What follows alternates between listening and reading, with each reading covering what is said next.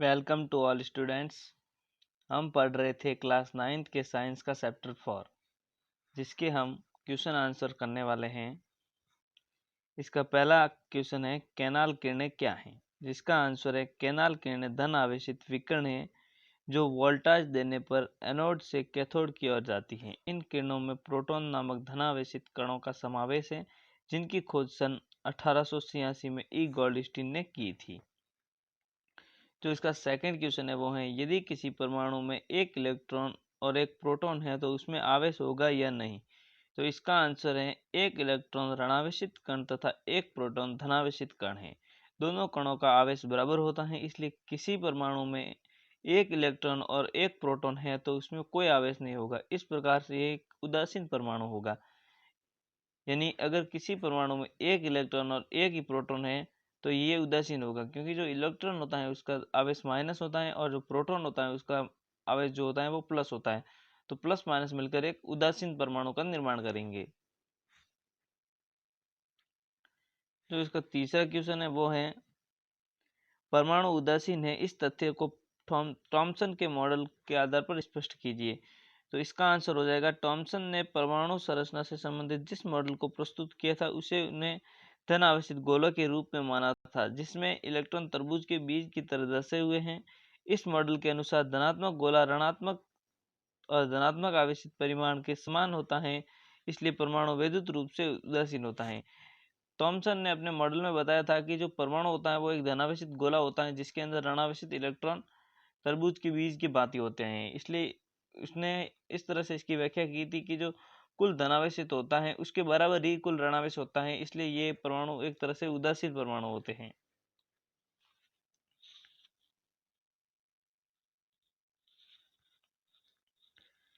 जो इसका next question है वो है, रदरफोर्ड के परमाणु मॉडल के अनुसार परमाणु के नाभिक में कौन कौन से अपरमाणु कण विद्यमान होते हैं। तो इसका आंसर हो जाएगा, रदरफोर्ड के परमाणु मॉडल के अनुसार परमाणु के नाभिक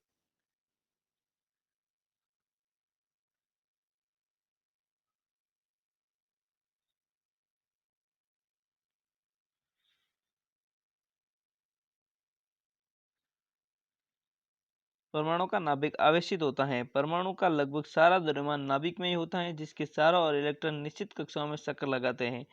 ये धन आवेशित अपरमाणु कण प्रोटॉन होते हैं। यानी इसमें कहा गया है कि रदरफोर्ड के परमाणु मॉडल के अनुसार परमाणु के नाभिक में कौन से अपरमाणु कण विद्यमान होते हैं। तो रदरफोर्ड ने बताया था कि परमाणु के जो नाभिक में होते हैं वो प्रोटॉन उपस्थित होते हैं। नेक्स्ट क्वेश्चन है, 3 कक्षाओं वाले बोर के परमाणु मॉडल का चित्र बनाइए। तो परमाणु जो बोर ने बताया था परमाणु की कक्षाएं वो कुछ इस प्रकार से थी, के, एल, एम और एन। अगर हम 3 कक्षाओं को लें तो पहली के, दूसरी एल और तीसरी एम, जो इस प्रकार से यहाँ दी गई है। नेक्स्ट क्वेश्चन है, क्या अल्फा कणों का प्रकीर्णन प्रयोग सोने के अतिरिक्त दूसरी धातु की पन्नी से संभव होगा। तो जो रदरफोर्ड है उसने सोने की पन्नी से अल्फा किरणों को टकराकर ये प्रयोग किया था। तो इसका आंसर हो जाएगा, सोने में आघात वर्धनीयता गुण बहुत अधिक होता है, इसे पीट पीट कर बहुत पतली बनाई जाती है। प्रयोग में लाई गई ये परत 1000 परमाणुओं के बराबर मोटी होती है।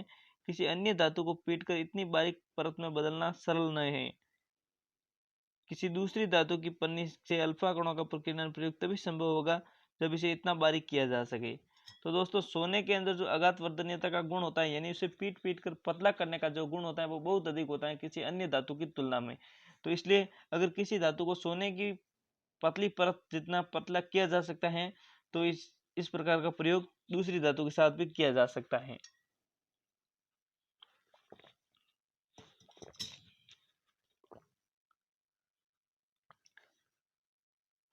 नेक्स्ट क्वेश्चन है, परमाणु के 3 अपरमाणु कणों के नाम लिखिए। तो 3 अपरमाणु कण कौन कौन से हो जाएंगे, पहला प्रोटॉन, दूसरा इलेक्ट्रॉन और तीसरा न्यूट्रॉन।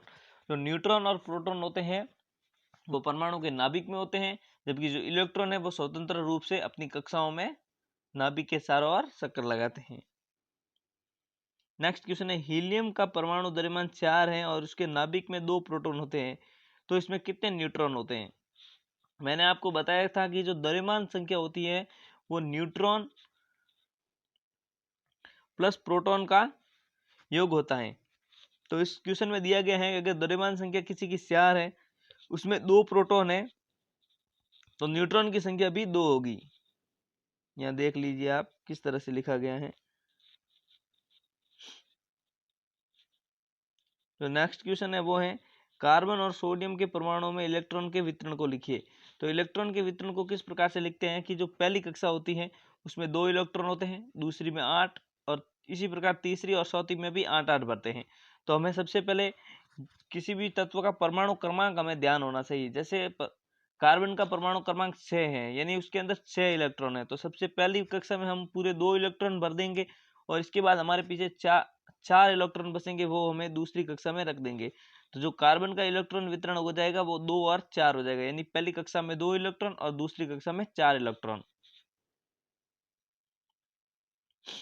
ठीक है, इसी प्रकार सोडियम, तो सोडियम का जो परमाणु क्रमांक है वो 11 है। तो हमें सबसे पहले हम 2 इलेक्ट्रॉनों को लेंगे, तो वो पहली कक्षा में पूरी तरह से भर जाएंगे। इसके बाद हम 8 इलेक्ट्रॉन लेंगे, क्योंकि 2 के बाद पहली कक्षा में 2 इलेक्ट्रॉन होते हैं, इसके बाद जितनी भी कक्षाएं होती है उसमें 8-8 इलेक्ट्रॉन भरते हैं, तो दूसरी कक्षा में 8 इलेक्ट्रॉन भर देंगे। इस प्रकार हमारे पास 1 इलेक्ट्रॉन पीछे बचेगा, जिसे हम तीसरी कक्षा में रख देंगे। नेक्स्ट क्वेश्चन है अगर किसी परमाणु का K और L कोष भरा है तो उस परमाणु के इलेक्ट्रॉनों की संख्या क्या होगी। तो मैंने आपको बताया था कि जो परमाणु के 4 कोष होते हैं K, L, M और N, तो K में 2 इलेक्ट्रॉन, L में 8, M में 8 और N में भी 8 होंगे। तो यहाँ हमें बताया गया है कि K और L भरा हुआ है, यानी K और L भरा हुआ है, यानी उसके अंदर 10 इलेक्ट्रॉन हैं, तो इलेक्ट्रॉनों की संख्या क्या होगी, वो 10 हो जाएगी।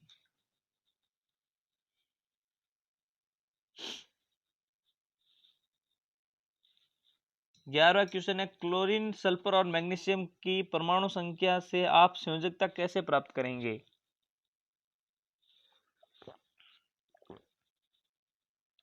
मैंने आपको बताया था कि संयोजकता क्या होती है, अगर किसी भी परमाणु के जो सबसे बाहरी कक्ष में जितने इलेक्ट्रॉन होते हैं वो उसकी संयोजकता होती है।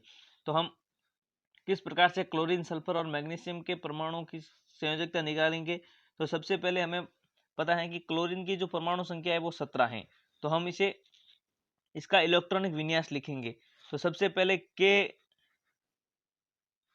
कोष में 2 इलेक्ट्रॉन, इसके बाद एल कोष में 8 इलेक्ट्रॉन आ जाएंगे, तो पीछे हमारे 7 इलेक्ट्रॉन बचे, जो कि एम कोष में 7 इलेक्ट्रॉन आ जाएंगे। मैंने आपको बताया था अगर सबसे बाहरी कोष में इलेक्ट्रॉन 1 है तो संयोजकता 1 होगी, सबसे बाहरी कोष में इलेक्ट्रॉन 2 है तो संयोजकता 2 होगी, अगर सबसे बाहरी कोष में इलेक्ट्रॉन 3 है तो संयोजकता 3 होगी, अगर किसी परमाणु के सबसे बाहरी कोष में इलेक्ट्रॉन 4 हैं तो संयोजकता भी 4 होगी, और इलेक्ट्रॉन 5 हैं तो ये संयोजकता 3 हो जाएगी, और इलेक्ट्रॉन 6 हैं तो संयोजकता 2, और इलेक्ट्रॉन 7 है तो संयोजकता 1, और इलेक्ट्रॉन अगर 8 है तो संयोजकता 0 हो जाएगी। तो यहाँ हमें दिया गया है कि जो क्लोरीन के सबसे बाहरी कक्ष में इलेक्ट्रॉनों की संख्या 7 है, तो इसकी संयोजकता हो जाएगी 1। ठीक इसी प्रकार सल्फर के 16 अणु हैं, तो इसके सबसे बाहरी कोष में जो इलेक्ट्रॉन है उसकी संख्या होगी 6, तो इसकी संयोजकता हो जाएगी 2। और जो मैग्नीशियम है उसकी सबसे बाहरी कोष में परमाणु की संख्या होगी 2, तो इसकी संयोजकता हो जाएगी 2। नेक्स्ट क्वेश्चन है यदि किसी परमाणु के इलेक्ट्रॉनों की संख्या 8 है और प्रोटॉनों की संख्या भी 8 है, तब उसका परमाणु द्रव्यमान क्या है।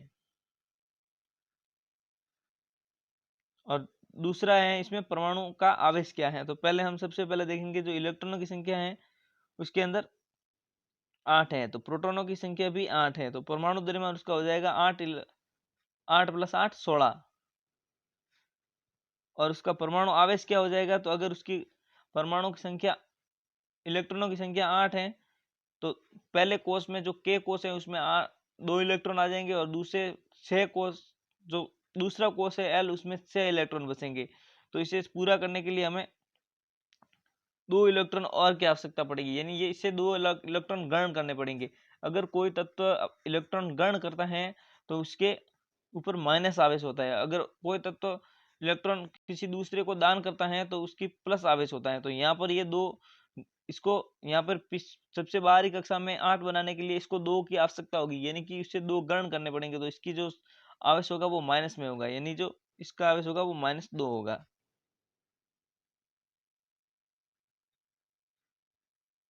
नेक्स्ट क्वेश्चन है, सारणी की सहायता से ऑक्सीजन और सल्फर के परमाणु की द्रव्यमान संख्या ज्ञात करें। तो जो ऑक्सीजन है, ऑक्सीजन में 8 प्रोटॉन होते हैं और 8 ही न्यूट्रॉन होते हैं, तो इसकी परमाणु द्रव्यमान संख्या 16 हो जाएगी। और सल्फर के परमाणु में 16 उसके प्रोटॉन है और 16 ही न्यूट्रॉन है, तो इसकी परमाणु द्रव्यमान संख्या हो जाएगी 32। नेक्स्ट क्वेश्चन है, एच, डी और टी के लिए प्रत्येक में पाए जाने वाले 3 अवपरमाणु को सारणीबद्ध कीजिए। ये एच, डी, टी हाइड्रोजन के 3 समस्थानिक है, प्रोटियम, ड्यूट्रियम और टाइट्रियम। जो प्रोटियम है हाइड्रोजन का पहला समस्थानिक, उसमें प्रोटॉन 1 होता है, इलेक्ट्रॉन 1 होता है और न्यूट्रॉन की संख्या 0 होती है। और जो दूसरा है ड्यूट्रियम, उसमें प्रोटॉन 1 होता है, इलेक्ट्रॉन 1 होता है और न्यूट्रॉन की संख्या भी 1 होती है। और जो तीसरा तत्व है टाइट्रियम, इसमें प्रोटॉन की संख्या 1 होती है, इलेक्ट्रॉन की संख्या 1 होती है और न्यूट्रॉन की संख्या 2 होती है, जिसके कारण इसके पहले समस्थानिक का जो द्रव्यमान है वो 1 और दूसरे का 2 और तीसरे का 3 है। नेक्स्ट क्वेश्चन है, समस्थानिक और समबारिक के किसी एक युग्म का इलेक्ट्रॉनिक विन्यास लिखिए। इलेक्ट्रॉनिक विन्यास किस तरह से लिखते हैं कि जो उसके सभी कोष हैं उसके अंदर उसके इलेक्ट्रॉनों को भरना होता है। तो जो क्लोरीन है उसके 2 समस्थानिक हैं। जो पहला समस्थानिक है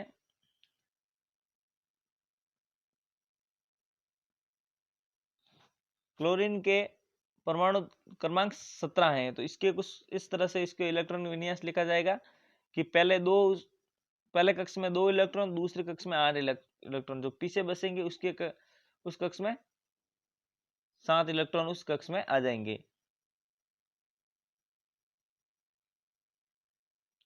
और जो कार्बन का इलेक्ट्रॉन विन्यास है वो कुछ इस तरह से है, इसका परमाणु क्रमांक 6 है, तो इसका इलेक्ट्रॉन विन्यास हो जाएगा 2 और 4।